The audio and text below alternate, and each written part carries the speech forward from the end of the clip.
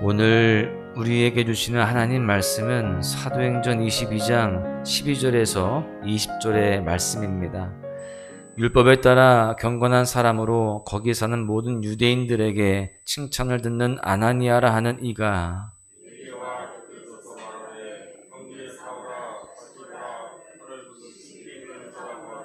그가 또 이르되 우리 조상들의 하나님이 너를 택하여 너로 하여금 자기 뜻을 알게 하시며 그 의인을 보게 하시고 그 입에서 나오는 음성을 듣게 하셨으니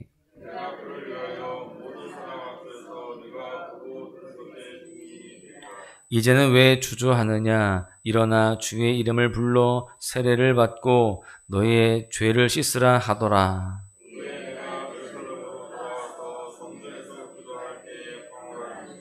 봄에 주께서 내게 말씀하시되 속히 예루살렘에서 나가라. 그들은 내가 내게 대하여 증언하는 말을 듣지 아니하리라 하시거늘.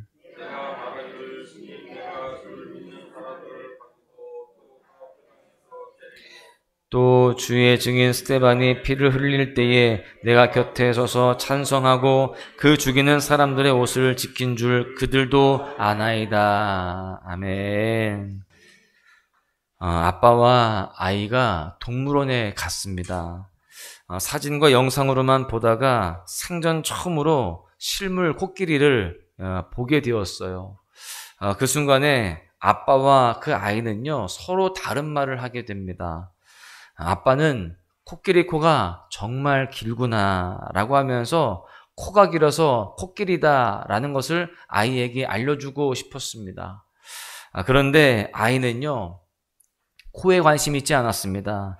덩치가 산만한 코끼리를 보면서 엉덩이가 엄청 커요, 이 이야기를 하고 있는 것입니다.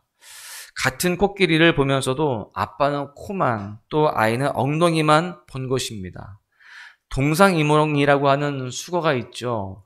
한 자리에서 같이 자면서도 서로 다른 꿈을 꾼다라는 뜻입니다. 같은 것을 봐도요, 서로 다른 것을 말하고 있을 때 쓰는 말입니다.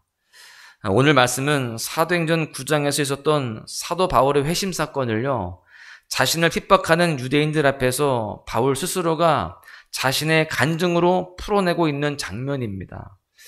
그렇기에 사건의 내용은 사도행전 9장의 내용과 똑같습니다. 예수님을 믿는 그리스도인들을 핍박하고 박해하다가 감옥에 보내거나 또 돌을 던지게 하여서 죽게 했던 그런 사울, 즉 바울입니다. 그는 또 다른 그리스도인들을 핍박하기 위해서 다메섹으로 가다가 예수님을 만나게 되었고요. 앞을 보지 못하게 되었습니다. 그러다가 아나니아를 만나서 눈을 뜨게 되면서 회심하게 됩니다.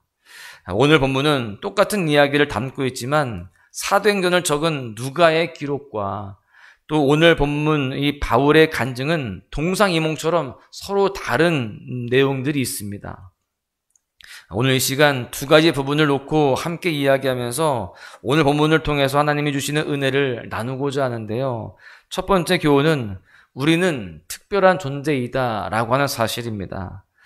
눈이 보이지 않게 된 바울은 예수님의 명령을 따라서 아나니아라고 하는 사람을 만나게 됩니다. 사도행전 9장에서 누가는 아나니아를 그저 제자라고 표현을 합니다. 그러나 오늘 본문에서 바울은 아나니아를 율법에 따라 경건한 사람이라고 소개를 합니다.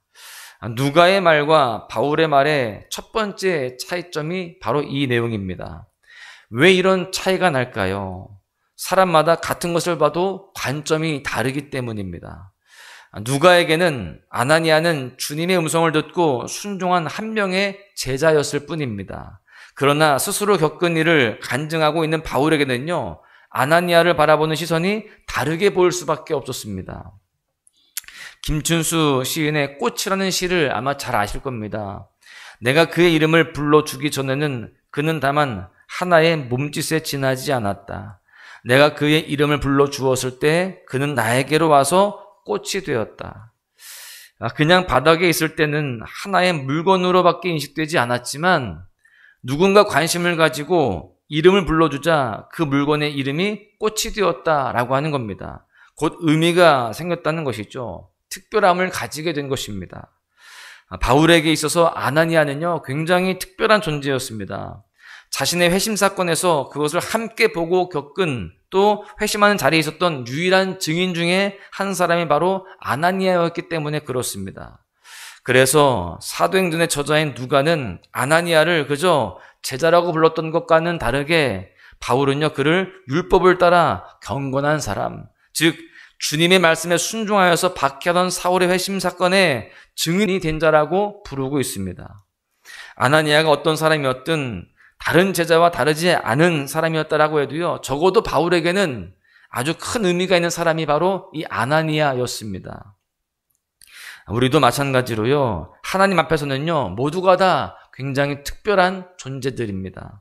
하나님은요, 우리를 보시면서 그저 그냥 시시한 존재가 아니라 우리 한 사람 한 사람에 대해서 너는 내 백성이다, 너는 내 아들이다, 또 너는 택한 족속이다, 나의 사랑이다, 이렇게 말씀하고 계십니다. 우리를 향한 하나님의 사랑을 드러내고 계시죠. 우리는 하나님께 이런 의미 있는 존재임을 분명히 알아야 할 줄로 믿습니다.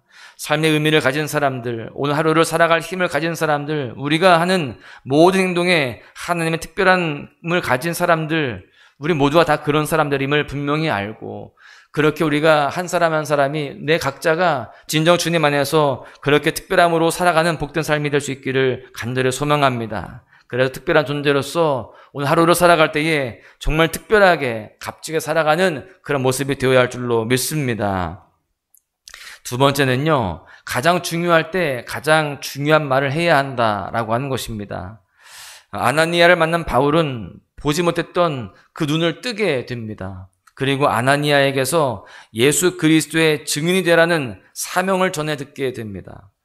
이후에 바울은요, 자신이 성전에서 기도하는 도중에 예수님의 환상을 다시 보았다라고 말하고 있습니다.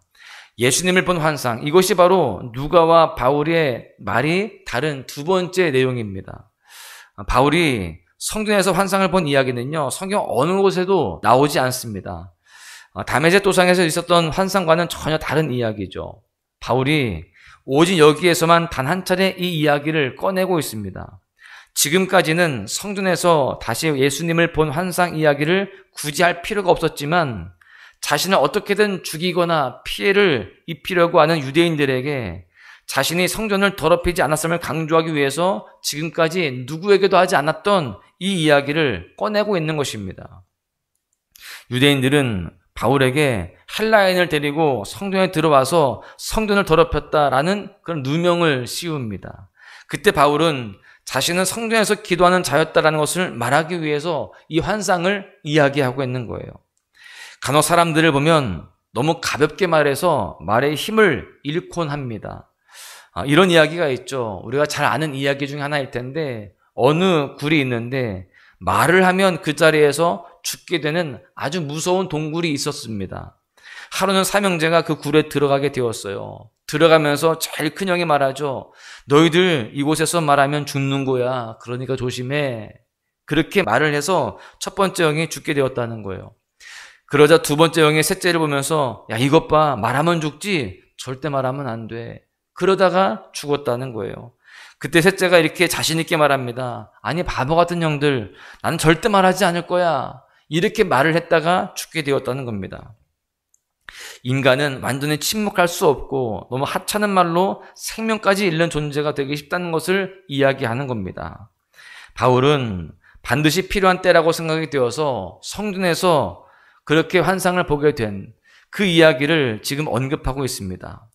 당시 바울의 권고와 염려가 담긴 편지를 받은 여러 교회들이 바울이 정말 사도가 맞는지에 대한 의문을 표하면서 영적인 공격을 하기도 하였습니다. 그때 그는 자신의 성전에서 기도하면서 예수님을 만나서 직접 명령을 받은 사도임을 밝혀도 되었습니다.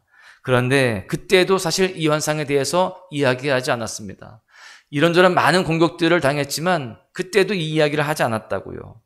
그러니까 이 말을 해야 할 때, 가장 중요한 말을 해야 하는 가장 중요한 때에 자신이 만난 그 예수님의 환상에 대한 이야기를 지금 꺼내고 있는 것입니다. 그리스도의 말은 너무나 소중합니다. 예수 그리스도의 죽음과 부활의 아주 값진 이야기를 담고 있기 때문에 그렇습니다. 하나님의 은혜를 전할 수 있기 때문이죠. 내가 정말 여러 가지 간증들을 가지고 있지만 그렇게 그 간증들을 가지고 정말 적절하게 해야 할 때 잘 그 간증들을 할 수 있는 우리 모두가 되어야 됩니다. 그렇게 그 간증들을 선포하고 또 하나님의 이름을 찬양하며 나아갈 때에 그 모습들을 통하여서 복음의 열매가 맺히게 되는 겁니다. 여러분, 우리 모두는 우리 언어 생활을 잘 돌아보아야 됩니다. 복음을 전하는 입으로 너무 가벼운 말을 하고 있지는 않는지 스스로 점검해 보아야 되는 것이죠. 바울은 정말 중요하고 놀라운 일을 겪었음에도 가장 중요한 때 그 일을 말합니다. 우리의 언어 생활이 너무 가벼워서 예수 그리스도의 복음을 전해야 할 때 방해가 되지 않기를 원합니다. 매번 비속어와 또한 불평, 불만이 가득한 말을 하던 그 입으로 복음을 전파하고 똑같은 입으로 찬양한다면 수많은 주변의 사람들이 진정한 찬양이라고 느끼지 못할 것입니다. 가벼운 입으로 감사를 말할 때 그 누구도 그 감사를 진짜라고 여기지 않을 거예요. 바울이 환상 이야기를 꺼낸 것처럼 가장 중요한 때 가장 중요한 말을 할 수 있는 성도가 될 수 있기를 소망합니다. 그렇게 우리가 복음을 잘 증거할 수 있는 우리 입술이 되어서 복음의 열매를 많이 맺혀가는 그러한 우리 모두가 될 수 있기를 간절히 소망합니다. 말씀을 마치겠는데요. 바울의 회심 이야기를 통하여서 사도행전을 쓴 누가와 또 이 일을 직접 겪은 바울의 말을 서로 비교해 보았습니다. 먼저 바울은 자신이 겪은 아나니아를 특별하게 바꿔서 부릅니다. 그에게는 의미가 있는 사람이었기 때문이죠. 우리 역시 하나님께 의미가 있는 특별한 사람들입니다. 우리 모두가 각각 특별한 사람으로서 특별한 하루를 살아갈 수 있기를 축복합니다. 두 번째로 바울은 누가가 기록하지 않은 성전에서 예수님의 그 본 환상에 대해서 이야기를 담고 있습니다. 가장 중요한 때 가장 중요한 말을 하게 된 것이죠. 사랑하는 소망 가족 여러분, 여러분의 입술이 복음을 담을 때에 가장 아름답고 가장 존귀하게 될 줄로 믿습니다.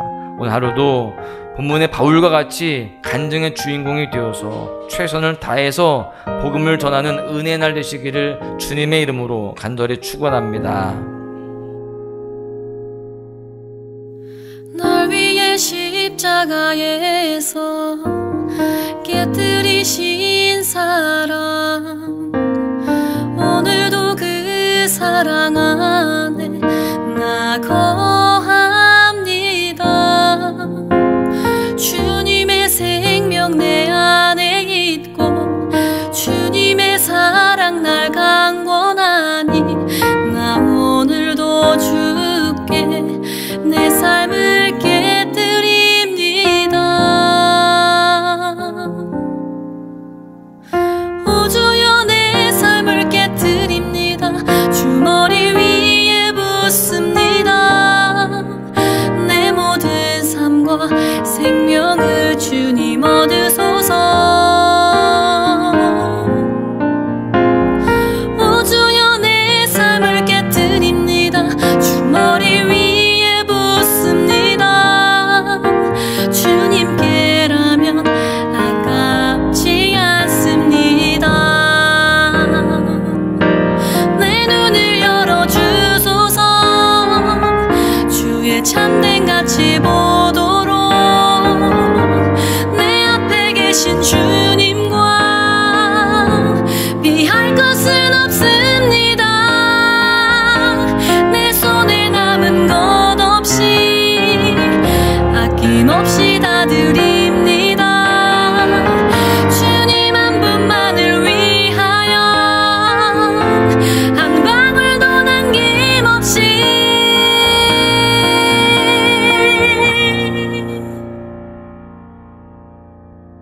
존귀와 영광을 받으소서.